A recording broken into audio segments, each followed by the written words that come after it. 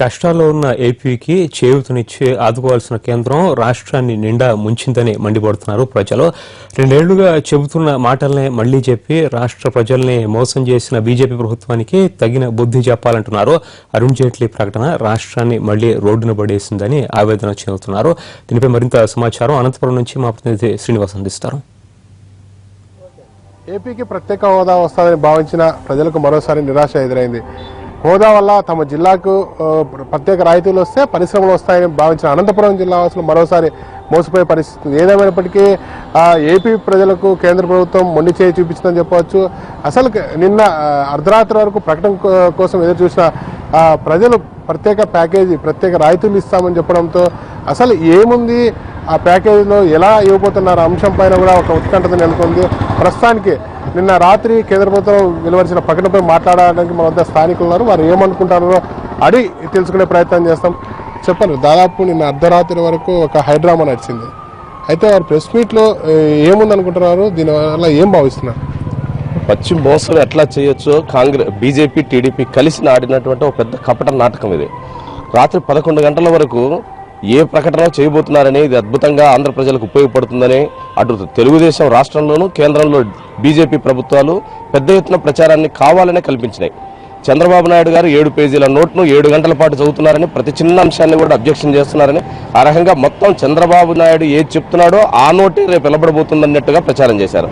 తీరా రాత్రి చూసిన తర్వాత అరుణ్ జైట్లీ గారు ప్రకటించిన దాన్ని బట్టి చూస్తే ఏమీ లేదు, ఒట్టి పేపర్ చూపించడం తప్ప చేయగలిగేది ఏమీ లేదని, ప్రత్యేక ప్యాకేజీ కూడా అనౌన్స్ చేయబోతున్నారు అన్నట్టుగా ప్రచారం చేశారు. ప్రత్యేక హోదా ఎటు కాదన్నారు, ప్రత్యేక ప్యాకేజ్ కూడా కాదు, ఇప్పుడు ప్రత్యేక ఆర్థిక సహాయం అని చెప్తున్నాడు. అంటే పచ్చి మోసం తప్ప ఇంకోట్లేదు. మేము ఈరోజు నిజంగా రాష్ట్ర ప్రభుత్వానికి సిగ్గుంటే ప్రభుత్వం ఏదిస్తే తీసుకోలేకపోతే మనం అడిగేకి ఏముందని చెప్పేసి ఈరోజు ముఖ్యమంత్రి గారు మాట్లాడు.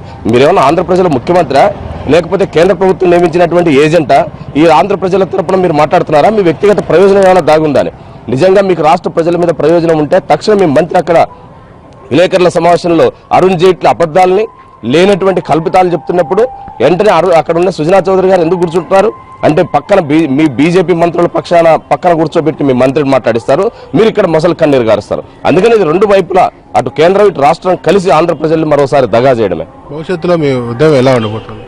ఈరోజు వెనుకబడిన జిల్లాలకు సంబంధించి 2,000 కోట్ల రూపాయల ప్యాకేజ్ అనౌన్స్ చేసినట్టుగా పత్రికల్లో వార్తలు వస్తున్నాయి. 2,000 కోట్ల రూపాయలు అంటే నిజంగా ఓ జిల్లాకు 2,000 కోట్లేమో అని ప్రజలు నమ్మించే ప్రయత్నాలు చేస్తున్నారు. మేము అడుగుతున్నాం, కేవలం 50 కోట్లు గత సంవత్సరం కాలంగా ఇస్తున్నటువంటి 50 కోట్ల రూపాయలే రాబోయే 6 సంవత్సరాలకు కూడా 50 కోట్లు ఇస్తారు. 50 కోట్లు ఇస్తే అనంతపురం జిల్లాలో ఒక్క పిఏబిఆర్ నుంచి తాగునీటి సప్లైకి అవుతున్నటువంటి ఖర్చే 42 కోట్ల రూపాయలు. సాయిబాబా వాటర్ ప్రాజెక్టు ద్వారా దాదాపు 68 కోట్ల రూపాయలు. అంటే మీరు ఇచ్చే డబ్బులు వాటర్ ప్రాజెక్టులు నడుపుతున్నటువంటి సంస్థలకు సగం డబ్బులకు కూడా సరిపోవు. మరి ఏ రకంగా జిల్లా అభివృద్ధి అవుతుంది? అదే రకంగా ఈ రోజు ఇంత మోసం చేసినటువంటి ప్రభుత్వాలకు నిరసనగా పెద్ద ఎత్తున ఇప్పుడు బిఎస్ఎన్ఎల్ ఆఫీస్ దగ్గర ఆందోళన చేయబోతున్నాం. జిల్లా వ్యాప్తంగా కూడా సిపిఎం ఆధ్వర్యంలో అన్ని మండల కార్యాలయాల ఎదురుగా ఈ రోజు నిరసన చేయబోతున్నాం. చెప్పండి, మనం ఈ ఆంధ్ర రాష్ట్ర ఆత్మ గౌరవాన్ని ఢిల్లీలో తాకట్టు పెట్టే విధంగా ఈ కేంద్ర మంత్రులు ఈ రాష్ట్ర ముఖ్యమంత్రి వ్యవహరించడం జరుగుతోంది. ఈరోజు 2.5 సంవత్సరమైంది ప్రత్యేక హోదా ఇస్తామని చెప్పి గతంలో తిరుపతిలో సమావేశం ఏర్పాటు చేసి వెంకయ్యనాయుడు 5 సంవత్సరాలు కాదు మేము వస్తే 10 సంవత్సరాలు అని చెప్పి ఈరోజు నీతి ఆయోగ్ అని చెప్పి అనేక రకాల కుంటి సాగులు చెప్పి ప్రత్యేక హోదా రాదు, ప్రత్యేక ప్యాకేజీ కాదు, ప్రత్యేక ఆర్థిక సహాయం అని చెప్పి ఈరోజు అమరావతి పేరుతో అనేక రకాల సహాయాల పేరుతో ఈరోజు బిచ్చగాల మాదిరి ఆంధ్ర ప్రజలను చూసే ప్రయత్నం కేంద్రం వ్యవహరించడం జరుగుతోంది. ఈ విధంగా మోసపూరితంగా జనాలను మభ్యపెట్టే విధంగా ప్రయత్నం చేస్తే తగిన మూల్యం చెల్లించుకోక తప్పదని చెప్పి మేము హెచ్చరిస్తున్నాము. సార్, నిజంగా చెప్పాలంటే రాత్రి యావత్ 5 కోట్ల జనాభా కడుపు కోత రగులుతోంది ఈరోజు. ఎందుకంటే ఈరోజు రాజకీయాలు ఏ విధంగా ఉన్నాయంటే రాష్ట్రంలో ఓటు వేసిన పాపానికి ఈరోజు మనం బలి కావాలా అనే దృక్పథంలో ప్రజలంతా ఆలోచిస్తున్నారు. ముఖ్యంగా ఆ రోజు తిరుపతి వెంకన్న సాక్షిగా, ఏడుకొండల వెంకన్న సాక్షిగా ఆ రోజు వెంకయ్యనాయుడు అయితేనేమి, అలాగే మన ప్రధానమంత్రి మోడీ గారు అయితేనేమి ఆ రోజు చెప్పడమేమి 5 ఏళ్ళు కాదు హోదా, 10 ఏళ్ళు ప్రత్యేక హోదా ఇస్తే తప్ప ఈ ఆంధ్రప్రదేశ్ కోలుకోలేదని చెప్పారు.